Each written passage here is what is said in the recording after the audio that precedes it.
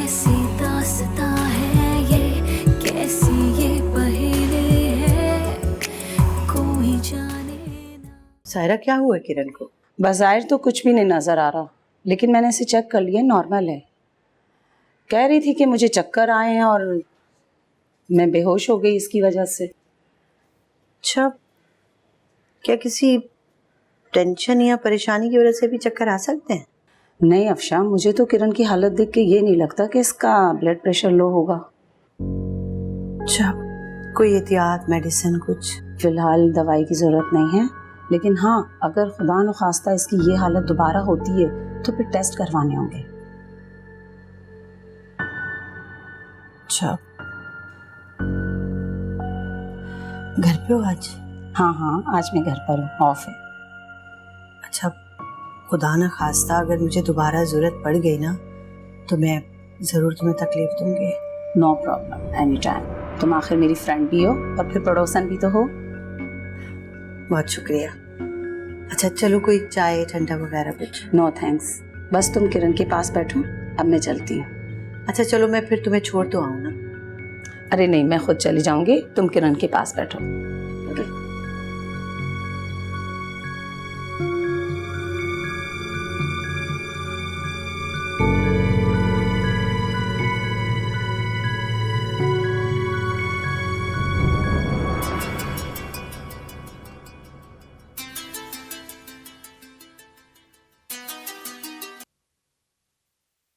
जी नासिर बेटा, मैं रशीदा बात कर रही हूँ, वो किरण के पड़ोस से।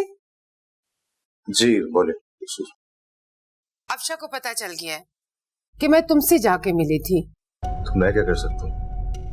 मैंने इस रिश्ते से मना कर दिया, हम शादी नहीं कर रहा। आप मुझे कॉल क्यों कर रही हैं? देखो बेटा, उनकी गलतफहमी तुम ही दूर कर सकते हो। किरण तो राजी हो जाएगी, बस अपनी माँ की वजह से चुप है। और अफशा, वो तो मेरी दुश्मन हो गई है। और वो मैंने ये फैसला अपनी जिंदगी के लिए किया। मुझे आप लोगों के मसलों से कुछ लेना देना नहीं है। बेहतर यही है कि आप मुझे कॉल मत कीजिए।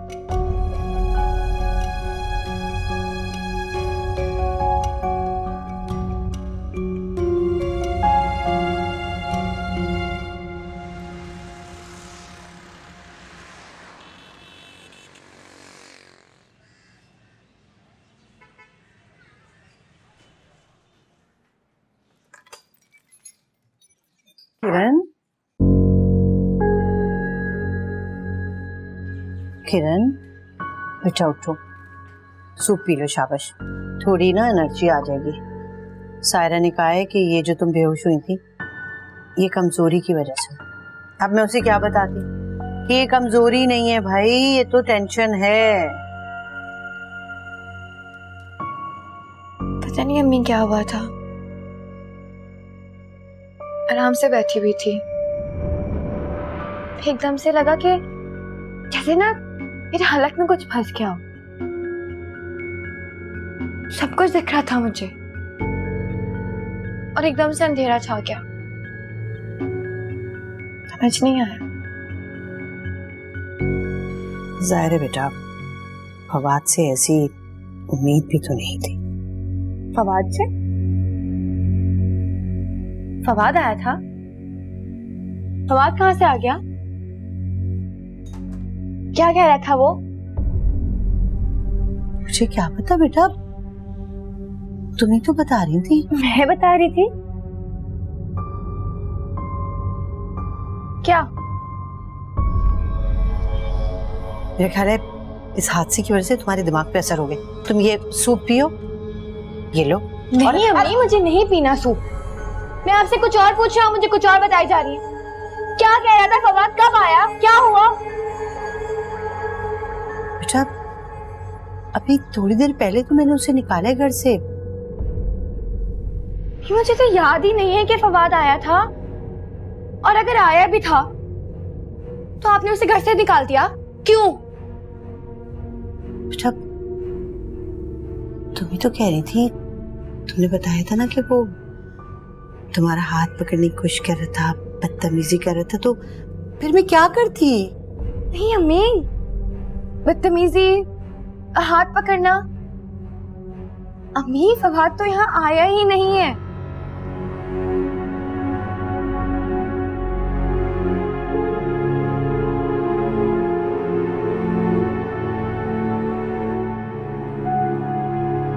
खालिद मियां, खुशी हुई कि आप पुराने मोहल्ले में आ गए। मुझे बहुत ज्यादा खुशी हुई आपको सेहतमंद देखकर। आप तो माशाल्लाह बिल्कुल ठीक हो गए। हाँ जी, अल्लाह ताला ने सेहत तंदुरुस्ती अता फरमाई है। या रूहानी इलाज करवाया था मैंने, उससे अल्लाह ने शिफा दी। ये रूहानी इलाज किससे करवाया आपने? खालिद मियां, तुम तो जानते हो कि डॉक्टर ने जवाब दे दिया था, मेरे कमर के मोरे खराब थे ना। जी मुझे मालूम है। एक आमिर इरशाद साहब ने उन्होंने दम किया। अल्लाह के करम से 6 निशिस्तों में मैं चलने फिरने के काबिल हो गया। सुभान अल्लाह, अल्लाह के कलाम में बड़ी तासीर होती। बिल्कुल, इसमें क्या शुबा है। बिल्कुल बिल्कुल बिल्कुल। आप मुझे वो इरशाद साहब का कोई फोन नंबर वगैरह, कोई एड्रेस बता सकते हैं? मुझे मिलना है उनसे। हाँ बिल्कुल, क्यों नहीं, जब कहें आप।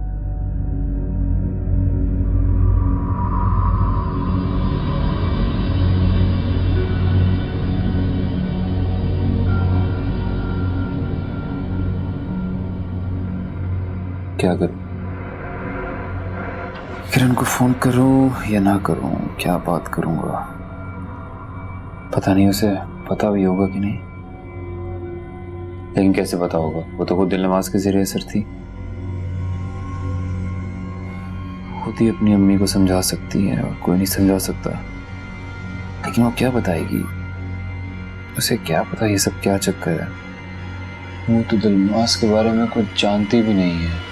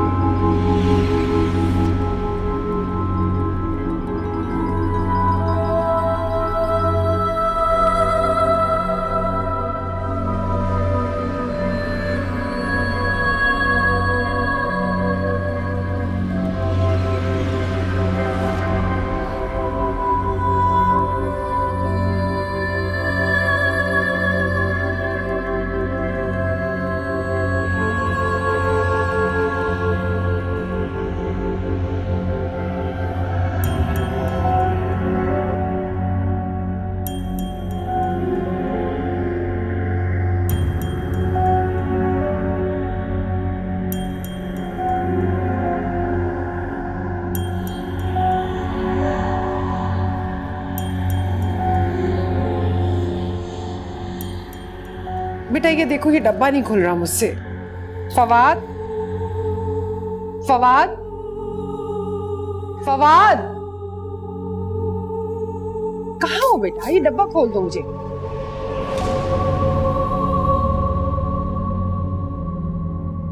किसे देख रहे हो तुम? जी किसी को नहीं।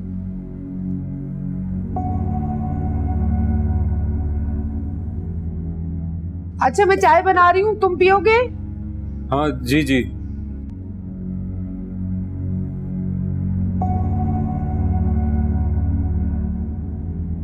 क्या हो गया किरण? तुमने मुझे इस वक्त इमरजेंसी में क्यों बुलाया? क्योंकि मुझे तुमसे बात करनी है। चलो। नहीं, अंदर नहीं जा सकते, अंदर अम्मी है, बात यहीं करनी है।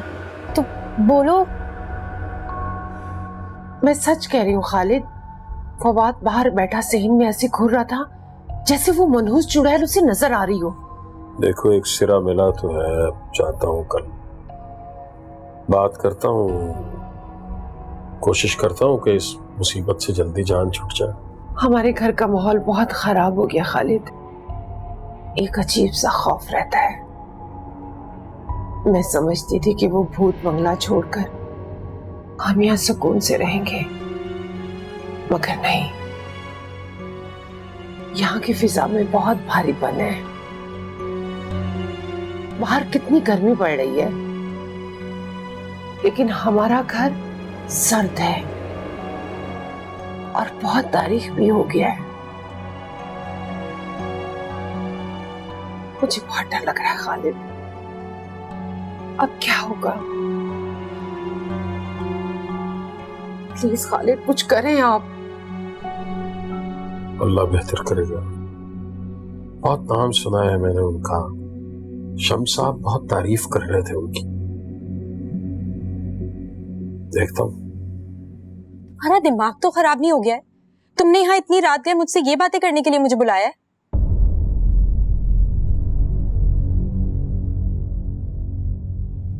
तुम्हें इसलिए बताया क्योंकि अम्मी को नहीं बता सकती।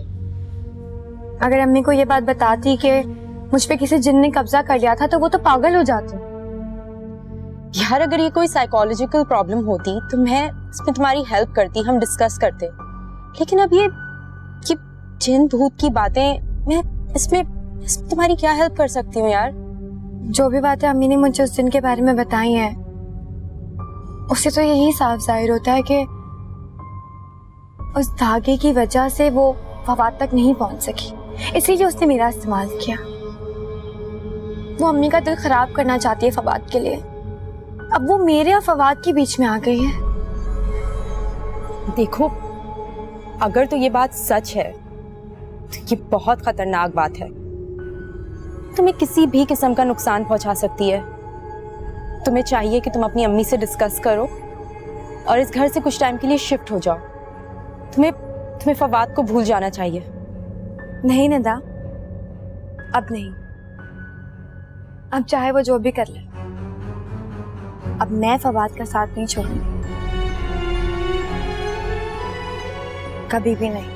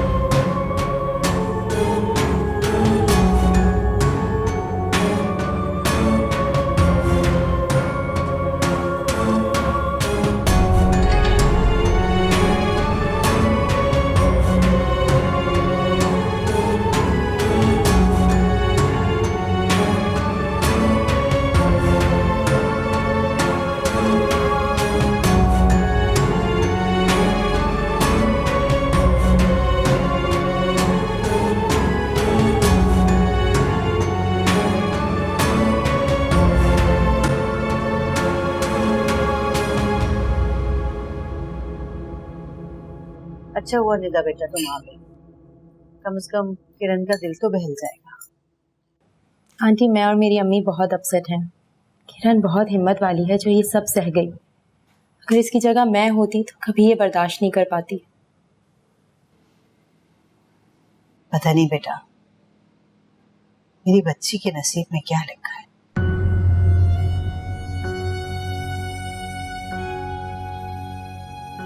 मैं हाथ धोकर आती हूँ। किरण बेटा बैठो ना, खाना तो खा लो।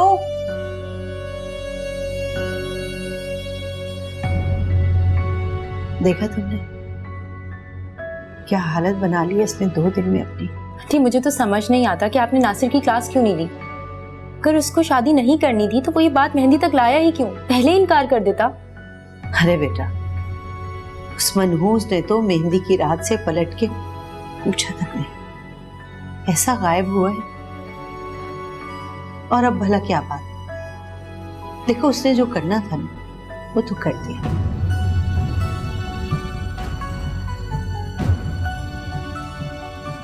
आंटी आप हिम्मत से काम लें, परेशान नहीं हुई है, सब सही हो जाएगा। अच्छा तुम खाना तो खाओ ना बेटा, खाना खाओ।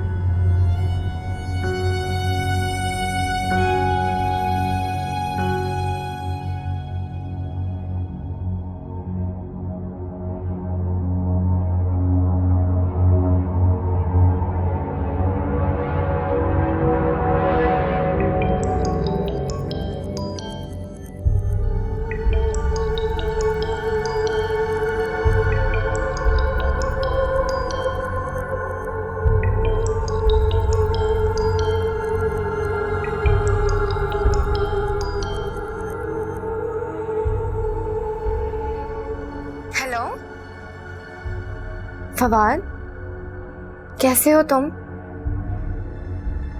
तुमसे मिलना चाहती हूँ। लेकिन मैं तुमसे नहीं मिलना चाहता। जो कुछ तुम्हारी माँ और तुमने मेरे साथ कर दिया है, अब सब कुछ खत्म हो चुका है। अंदर ना मुझे फोन करना और ना ही मिलने का कहना। नहीं फवाद, मेरी बात फवाद, हेलो हेलो किरण, आई अम्मी।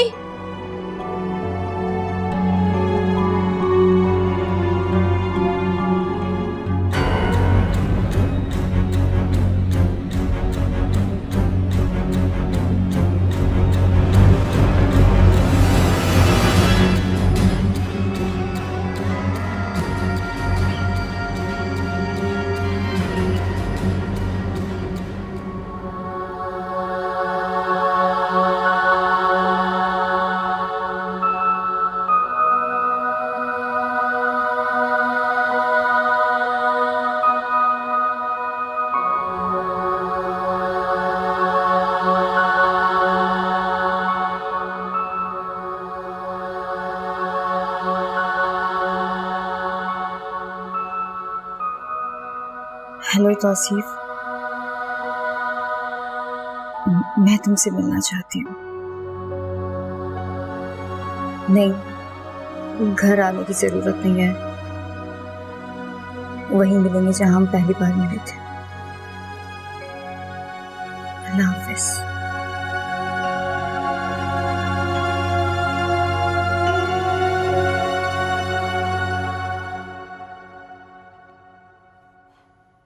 मैं समझा था शम्स भाई कि आप मुझे शायद किसी आमिल की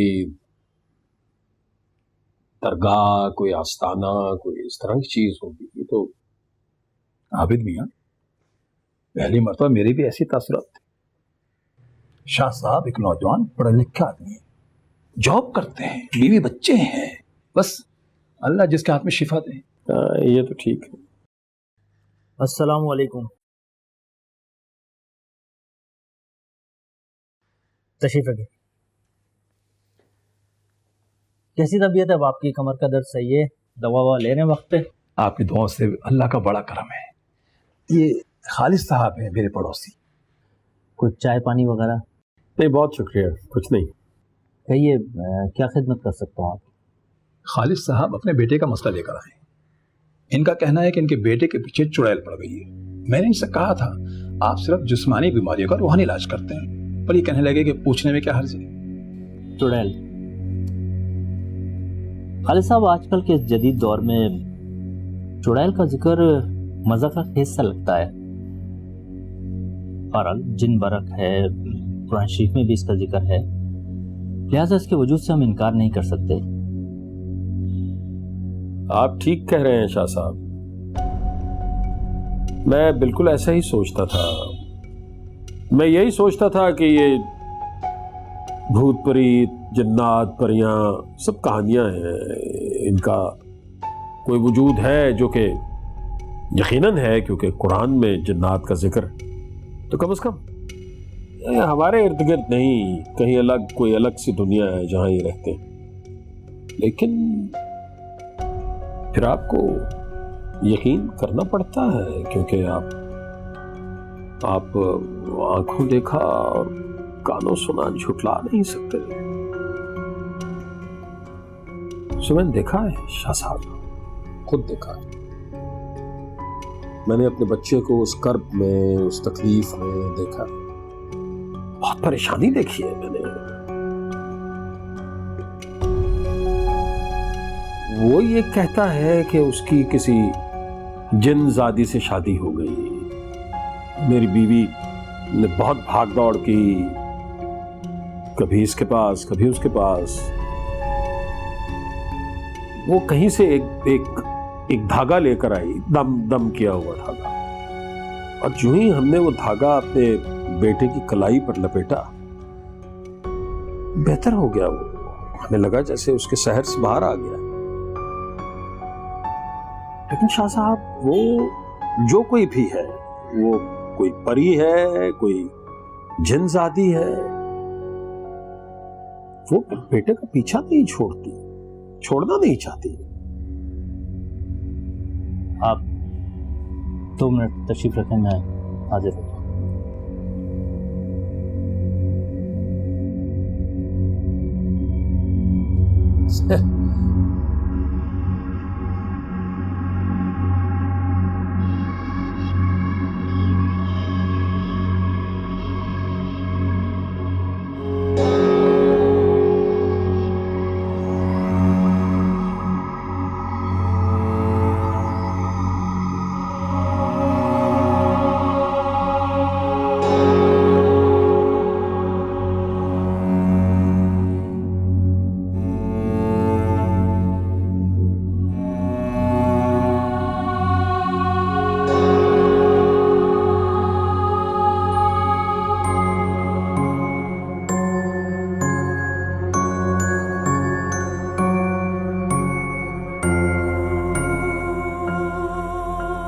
कहाँ जा रहे हो बेटा? नाश्ता तो करते जाओ।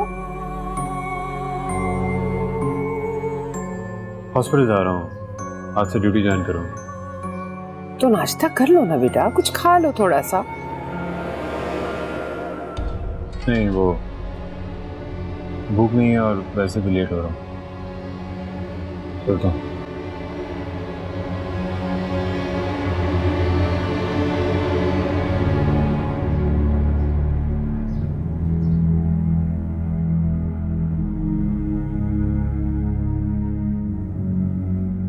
मैं नजमा के घर चली जाती हूँ। हाय अल्लाह, अपने घर में अकेले रहने से भी डर लग रहा है। क्या करूँ? चली जाती हूँ। सब कुछ मैंने देखा है, इंशाअल्लाह हल भी हो जाएगा। तशरीफ ये लीजिए खालिद साहब,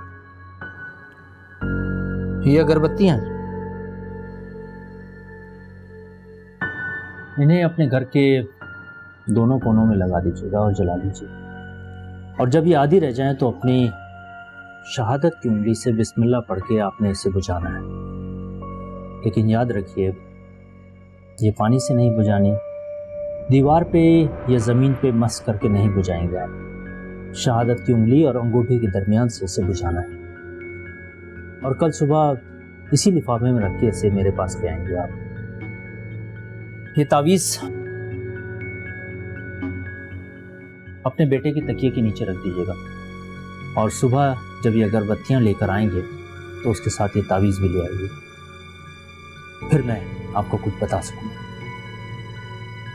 शाह साहब, क्या वाकई इनके बेटे पर चुड़ा नशक हुई है? शम्स साहब, मैंने कोशिश की थी कि कुछ नजर आ जाए, लेकिन अभी सामने गुबार है। ये अमल करके ले आएंगे तो फिर ही मैं कुछ कह सकूंगा। शाह साहब, इसका कोई हदिया? खालिद साहब, अल्लाह पाक का दिया सब कुछ है मेरे पास, सिर्फ दुआओं की दरख्वास्त है।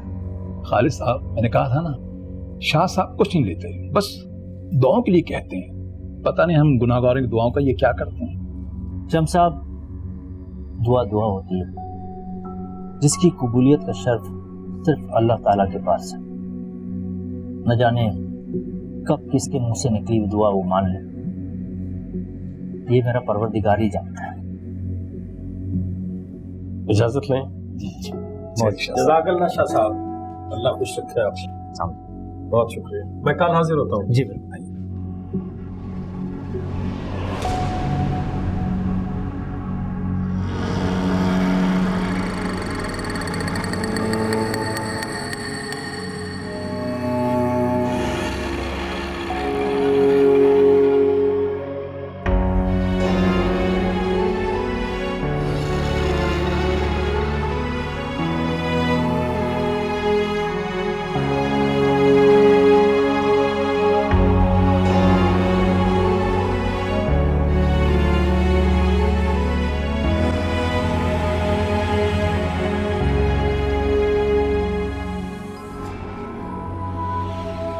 आ गए साहिब। जानता था कि तुम यहीं होगी। दिलनवाज को बाप की राह देखने सिर्फ इतना कहने आया हूँ कि किरण से दूर रहो। तुम्हारी लड़ाई नाराजगी जो कुछ भी है सिर्फ मुझसे है। किरण का इस सब से कोई लेना देना नहीं है दिलनवाज। ये सब उसकी वजह से हो रहा है। मेरे और आपके दरमियान वो आई है, सारा कसूर उसका है। बकवास बंद करो अपनी। तुम आई हो हम लोगों के दरमियान, तुमसे पहले से उससे मोहब्बत करता और करता रहूंगा। फासल, कमाल कर दिया आपने। मियां बीवी के रिश्ते के दरमियान वो आई। भूल गए जब इस घर में आए थे तो वो आपको ठुकरा चुकी थी, किसी और से शादी कर रही थी वो। मैं बहस करने नहीं आया दिलनवाज, मैं तुम्हें सिर्फ बताने आया हूं, समझाने आया हूं कि किरण से दूर रहो। ये तो आप समझो ना साहिब, दे दो अपने दिल में जगह, उतार के फेंक दो ये मनहूस धागा, अपने कदमों में बैठा, फिर मुझे किरण से कोई फर्ज नहीं होगा।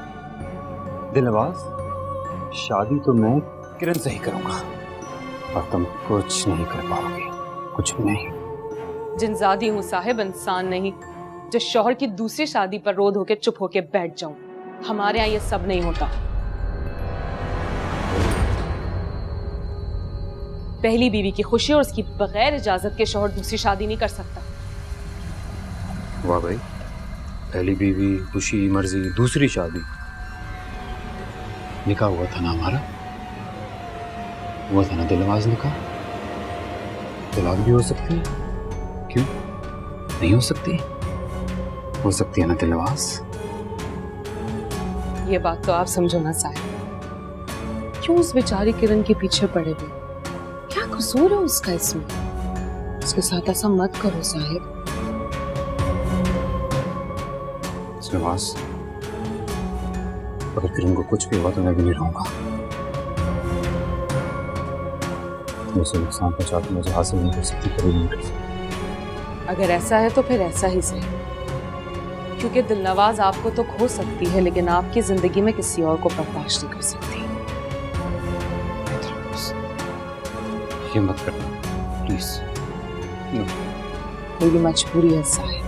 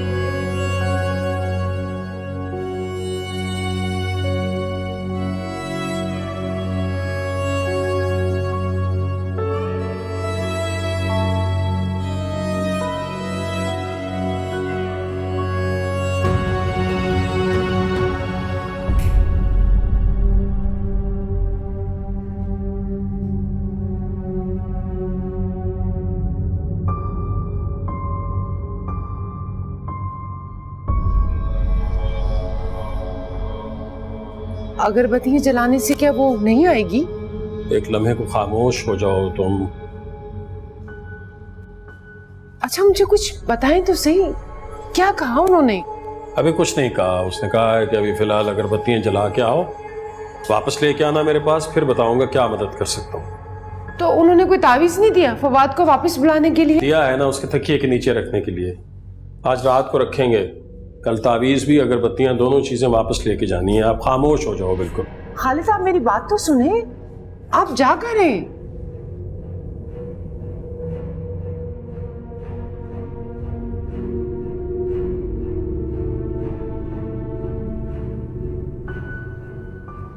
क्या बहुत पहुंचे हुए बुजुर्ग हैं? बुजुर्ग नहीं है, जवान जहान आदमी, पढ़ा लिखा, ऑफिस में काम करता है। शम्स साहब बहुत तारीफ कर रहे थे, बल्कि वो तो शम्स साहब से उम्र में बहुत छोटा है, लेकिन बहुत ही एहतराम से बात कर रहे थे वो। लेकिन आप तो कह रहे थे कि वो बीमारों का इलाज करते हैं। खालिद हमारा बेटा बीमार तो नहीं है? यार 2 मिनट के लिए खुदा का वास्ता है, जबान को मुंह में बंद कर लो यार। मैं भूल जाऊंगा, मुझे अमल तो कर लेने दो। हैं? आप क्या कुछ पढ़ रहे हैं? हाय अल्लाह, उन्होंने कुछ पढ़ने के लिए तुम्हें दिया है? अगली बार उनके पास गया ना तो तुम्हारी जबान बंदी के लिए कोई ना कोई तावीज जरूर लेके आऊंगा। अपने लिए भी एक तावीज ले आना, गुस्से को कंट्रोल करने के लिए।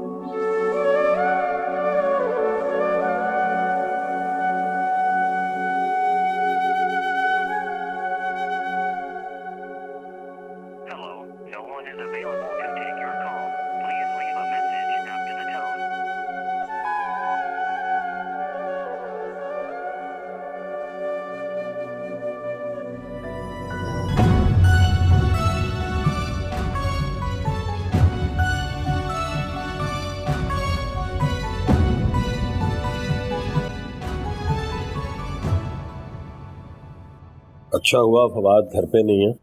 शाह साहब ने कहा था कि उसके इल्म में ना आए और उसके तकिए के अंदर तावीज रखना। फवाद का अस्पताल से आने का टाइम हो रहा है, आप जल्दी कर लें। आज वो क्या क्यों है वैसे? भाई डॉक्टर अमजद ने तो कहा था कि मंडे से आना, आज तो संडे है। अरे हाँ, आज तो संडे है। वो लड़का मुझसे सीधे मुंह बात करे तब मुझे पता चले ना। अच्छा आप जल्दी कर लें, मुझे लगता है कि वो आ गया है। हाँ। चलें आप जल्दी से करें, मैं उसे देखती हूँ।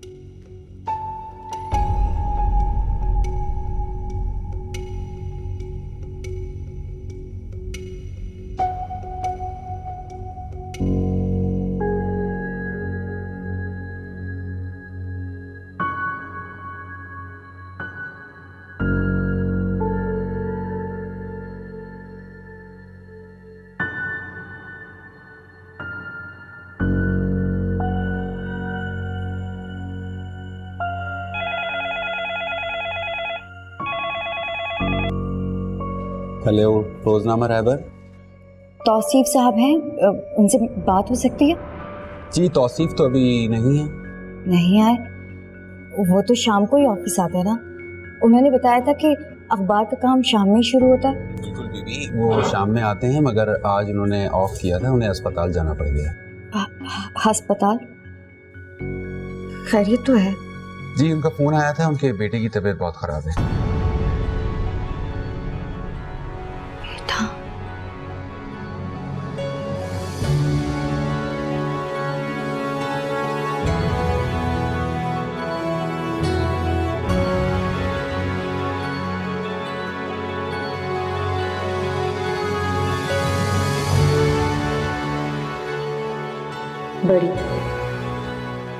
बड़ी तुम ठीक कह रही थी।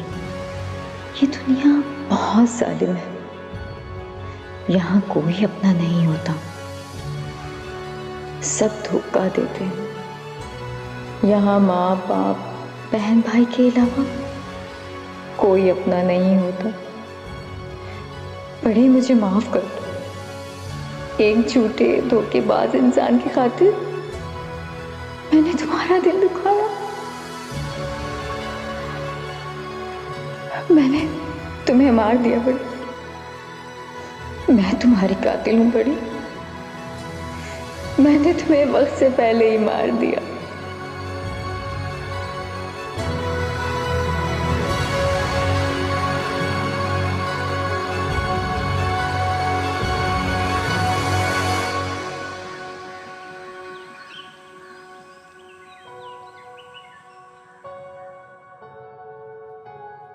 नाश्ता कर लिया आपने?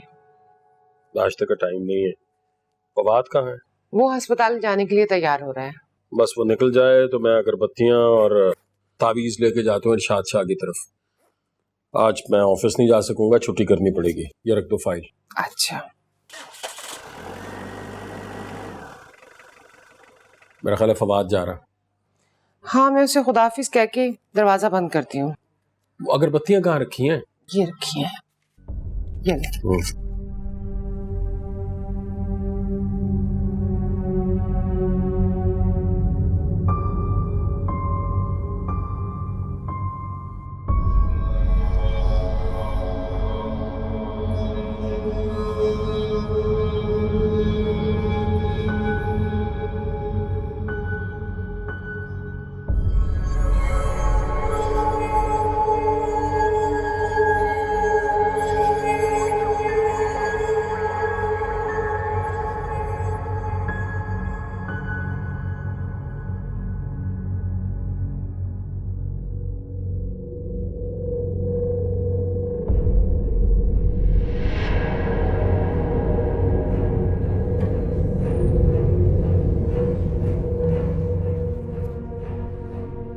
चाय पी ली आपने? नहीं, चाय नहीं पीनी है। 11 बजे का कहा है उसने, 11 बजे पहुंचना है। बहुत लेट हो रहा हूँ। मैं भी चलूं आपके साथ? अरे नहीं ना बाबा, वहां तरह तरह के लोग आए होते। मैं बस आ रहा। अकेले घर में मुझे नहीं रहना।